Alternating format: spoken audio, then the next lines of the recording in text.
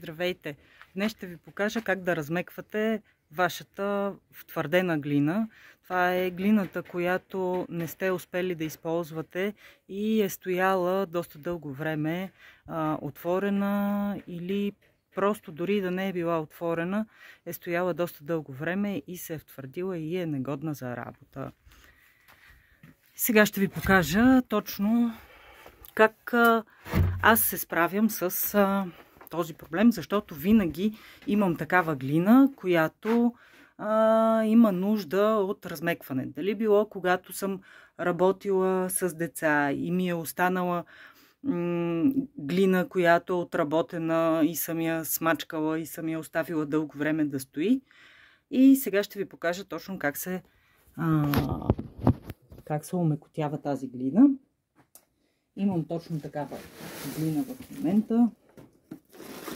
Значи в една кофа, ето такава кофа, си слагам един стар парцал. Тениска, блузка или нещо такова. Направо я опаковам, обличам кофата и този парцал го навлажнявам. И сега, ето тук имам глина, която е доста твърда. В смисъл твърда, ето, не може да се работи, няма как да я... Не мога да си пъхна пръста вътре и започвам да я натрушавам с едни, ето, с някакъв инструмент. Опитвате се да я направите на толкова големи парченца. Ето толкова големи парченца. Слагам я в тази кофа, облечена с тениска.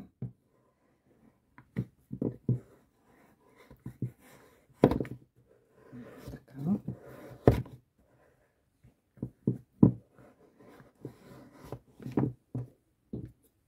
Захапвам по-малко, защото тя се е превърнала в нещо като твърд шоколад.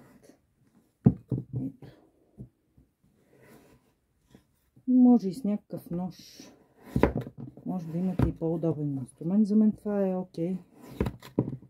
Тази цикла. Ето така като филийки го нарязвам. Сега, за мен този метод е много добър, защото моите глини са обикновено някакви парчета. Най-разнообразни парчета.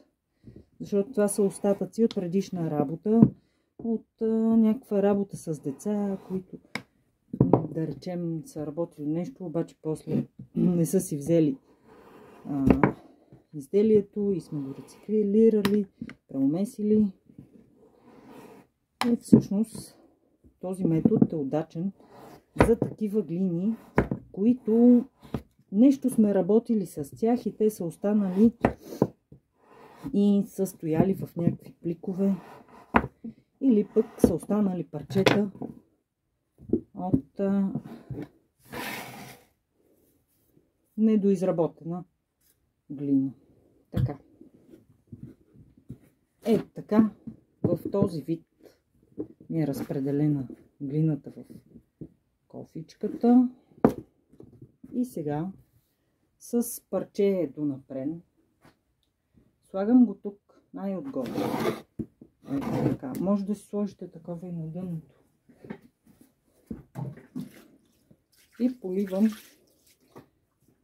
така, че да се облее цялата глина. Не пълня кофата. Примерно около 2 купички. Като трябва да съм сигурна, че парцалчето ми е намокрено. Мога да долея. Ето така. Този метод работи абсолютно безотказно и всъщност той е много лек за вашите ръце. Защото иначе е много трудоемко да размекнеш един голям гелеп глина чрез умесване и намокране по някакъв друг начин. За мен този начин е много лесен. Сега ето в този вид глината ми остава да престои. Може би ще ми трябват със сигурност 24 часа, но когато съм в ателието, аз мога да си я проверя. Така че, ако утре тази глина не е готова, сега ще ви покажа вече такава престояла глина, колко добре изглежда.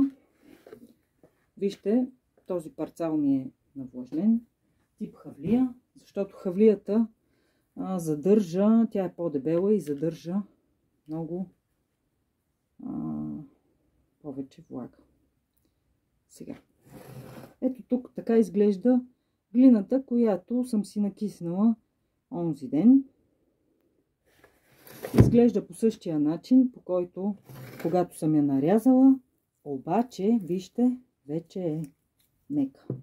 Виждате? Ето, можем да я мачкаме. И сега ще оставя легената. Така. И ще ви покажа как ще я умеся. Взимаме си малки парченца и първо правя така. И я слагам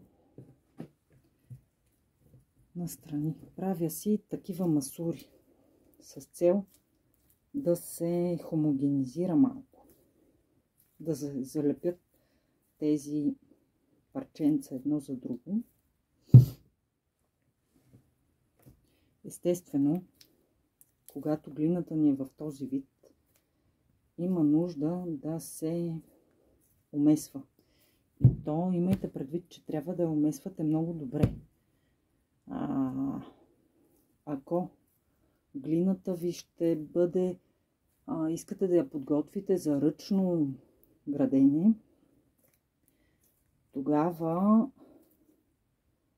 също трябва да бъде много добре умесена, но е допустимо да не е чак толкова добре умесена, колкото когато искате с тази глина да източите нещо на гранчарско колело. Когато искате да точите на гранчарско колело, при всички положения глината ви трябва да бъде много добре умесена, което означава, че след първоначалното умесване, което сега ще ви покажа, след това всяка една топка трябва да се умесва допълнително, за да се изкара въздухът, за да може да се формува на гранчарско колело. Така. И сега аз ще си направя тези заготовки. Така. И сега ще ви покажа как тези заготовки да ги умесим, така че да стане хомогенно. Глината да стане за работа. Значи вече, вижте, ето така, като някакви дебели наденички.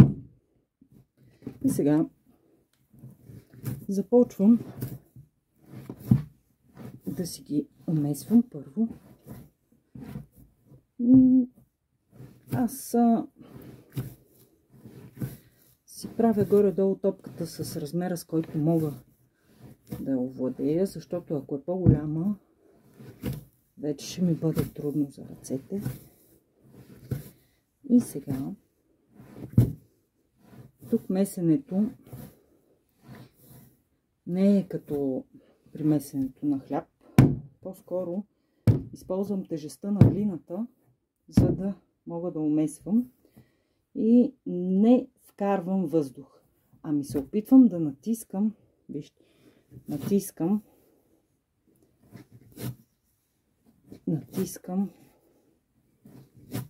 и се опитвам да не вкарвам въздух.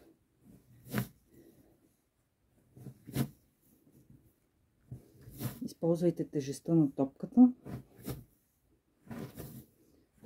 за да може тя сама чрез тази тежест да се умесва. Сега горе-долу така изглежда хомогенно, но съм сигурна, че не е добре. Защото това е много малко умесване. Ето сега ще ви покажа как ето по този начин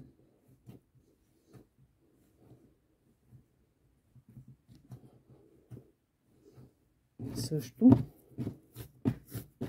продължавам умесването.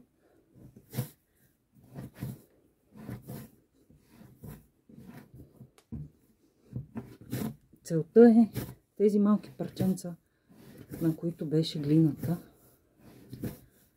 всъщност да се залепят едно за друго и да се смесят хомогенно. Как разбираме дали е смесена хомогенно? Сега, ако имате здрав плод, е препоръчително и малко да облъскате вашата глина.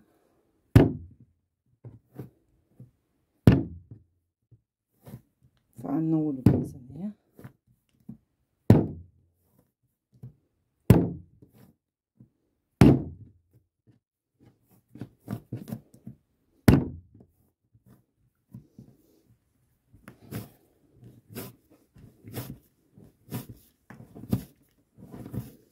И сега ще проверим след малко дали не я умесили добре.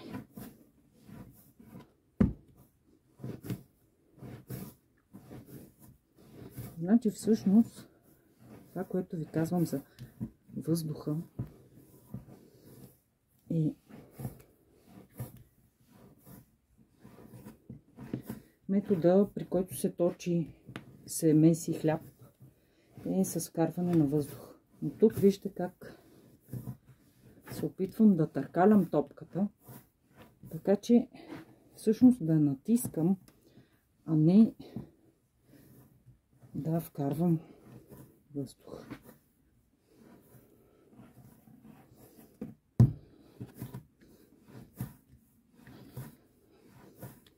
Сега ще проверим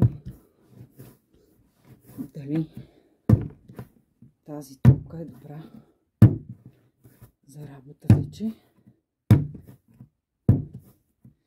Изглежда като готова,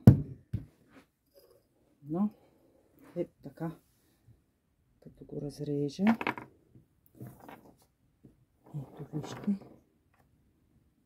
няма въздух, което означава, че топката е добра за работа.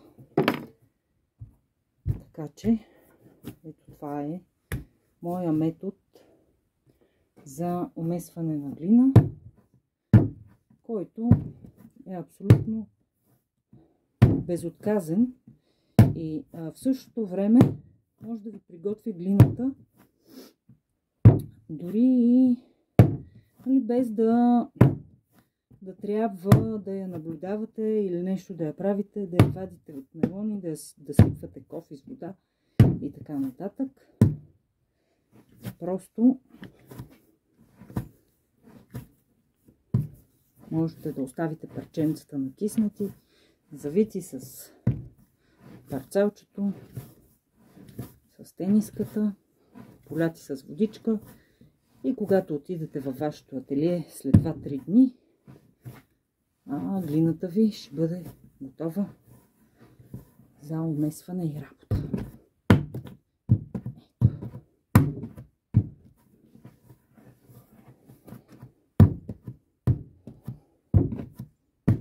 Надявам се да ви беше лесен този урок и да ви свърши работа.